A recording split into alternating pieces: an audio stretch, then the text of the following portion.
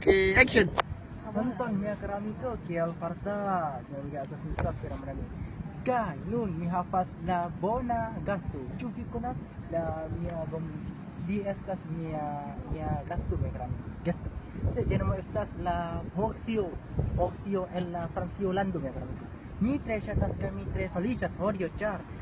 Nun mi estas en la lampo vilaĝo mi kerami ko cufi rigardu cufi vidi la belulo lando kaj belulo panoramo kaj belulo plaĝo.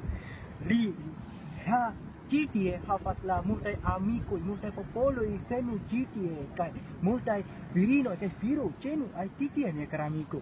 Ĉar la maro estas belulo, la maro, la akva estas blua kaj la maro estas tre belulo kaj la plaĝo estas tre bela mi keramiko. Multa eksterlando en la Ĉinon, Japanan, Rusan kaj Usono kaj Ruso kaj la Eŭropon venu ĉi tie kaj rigardu kaj havas la foton. Ĉu vi havas la li estas mia gasto, li estas elvenas el la Franciolando mi keramiko.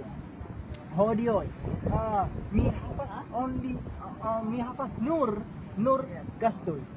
Mi havas la gasto estas firo en la Francio kaj mi havas ankaŭ la firino en la Eŭropo, la Portugallando mi keramiko. Kaj mi tre ŝatas lerni kun lia nomo la franca lingvo.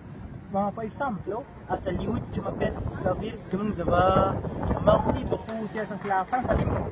Mi ne compras multa la franca lingvo, mi que mi por la angla lingvo mi keramiko.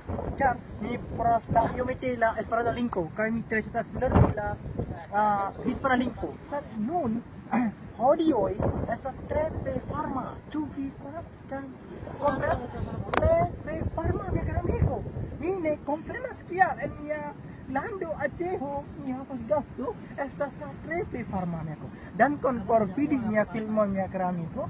Li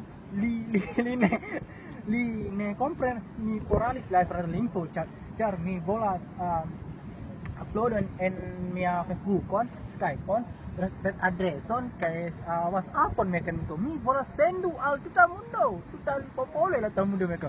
Dankon al filu mia gasto. Ĝis mia keramiko, ĝis.